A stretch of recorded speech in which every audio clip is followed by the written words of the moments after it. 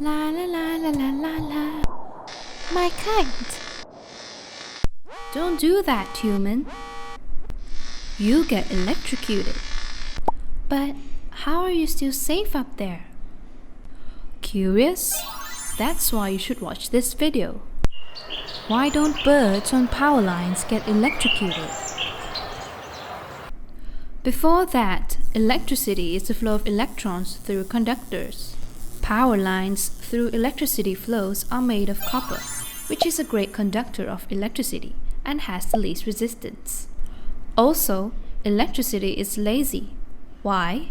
Because it will always take the easiest route. That is, it always flows through a path of least resistance.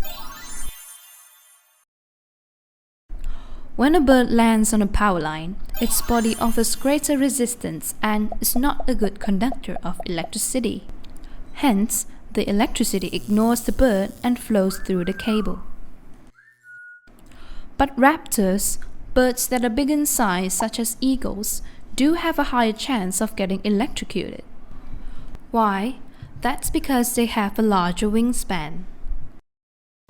When both wings touch two different cables, a voltage is produced. This is because both of the wires have different electric potentials. Electric current will flow from high electric potential to low electric potential across the bird's body, which eventually leads to its death. So, how serious is this issue?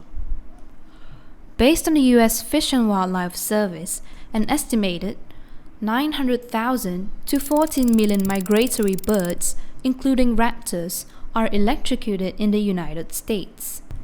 In another study conducted from 2000 to 2015, 417 raptors were electrocuted.